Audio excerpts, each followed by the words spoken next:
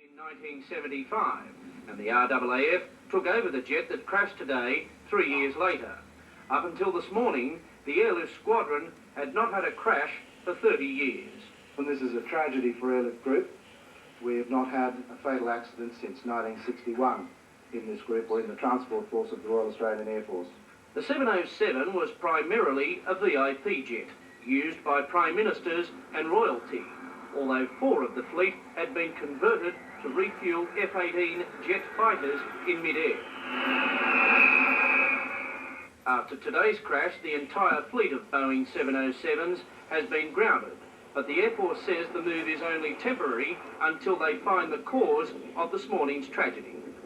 It's a fine aeroplane and has done great service in the Royal Australian Air Force so far, and it will do even greater service in the years ahead. With the story. 23 police and Navy divers are now operating from the Esso tender Canning Tide, moored directly above the plane wreck, 17 metres down. In the 3.5 days since the plane crashed, strong currents have torn the wreckage apart, and divers have resorted to literally tying the pieces together with heavy cable.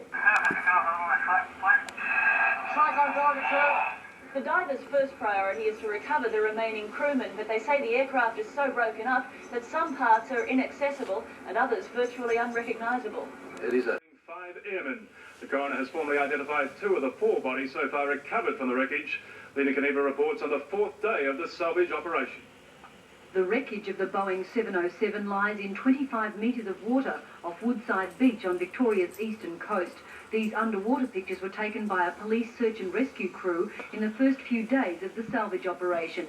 Divers inspected the mass of twisted metal, looking for the bodies of the 5 airmen who were all believed to be in the cockpit area of the plane when it plunged into the sea. The huge aircraft undercarriage sits strangely on the seabed as divers inspect the debris. Well, it's like a junkyard. It's just the aircraft is in fact smashed to pieces. The underwater video that we've taken has been very, very important because we can show people who haven't got the ability to dive on the aircraft what it's really like down there. As salvage operations continue. Since the accident happened, relatives of one of the Victorian airmen visited the area. They were flown over the crash site in an RAAF chopper, dropping a floral wreath into the sea. Police believe it will be several days before all the wreckage is brought to the surface. Lena Kaniva, 7 Nightly News. Victorian coast. Choppy waters haven't helped salvage crews at the site, 3 kilometres out from Woodside Beach in Gippsland. These are the first pictures of the ill-fated aircraft lying on the sea floor 17 metres beneath the surface. They were taken by Navy divers operating from the oil tender Canning Tide anchored above the wreck. Here, divers inspect a section of the fuselage with the wheels and undercarriage distinct. Salvage crews say the tides have shifted the wreck noticeably since the aircraft crashed with a crew of 5 on Tuesday. Meanwhile, the names of the first 2 crewmen recovered from the wreck have been released. They were squadron leader Mark Lewis. The plane was travelling from Richmond, New South Wales to Avalon via Sale when the accident happened.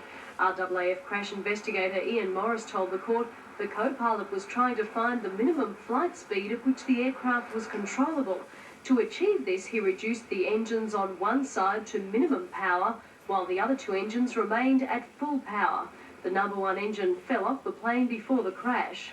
The court heard that this type of manoeuvre was not required for any pilot training in the 707s. As such, there were no official RAAF manuals on how to do it.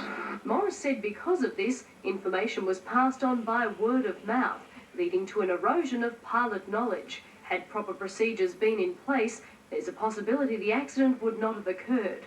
The court heard squadron leader Lewin had no previous experience doing this manoeuvre and based his knowledge on an outdated Boeing training manual, but colleagues described him as an excellent and responsible pilot. There were found to be no structural problems with the plane, and the inquest is continuing. Tracy Spicer, 10 Eyewitness News.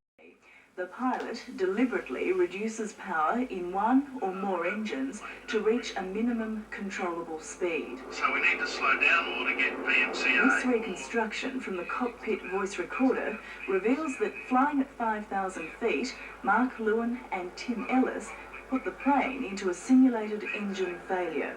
Okay, so take a little bit more off. With at least 1 engine only idling and the rudder boost off, the plane went into a spin and nosedived into the sea. Mayday, Windsor.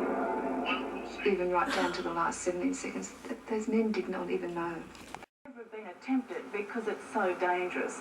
But the council, assisting the coroner, today told the inquest that the Air Force had never actually warned of the dangers or ordered its pilots not to do it. Indeed, Captain Mark Lewin and some of his colleagues had successfully completed similar manoeuvres on a number of occasions in the past. Flight Lieutenant Duncan spoke of his love of the multifunctional 707. We can be a refueler, we can be carry troops, and we can basically be a transport aircraft. And the best bet is we can combine all of those aspects. It's still not known why the big jet came down, with the search for wreckage continuing off the Gippsland coast. The 5 remaining 707s of number 33 Squadron have, however, been cleared to take to the skies again, after being temporarily grounded. A close-knit unit, the squadron was urged to look to the future, while remembering forever its airmen whose lives are past.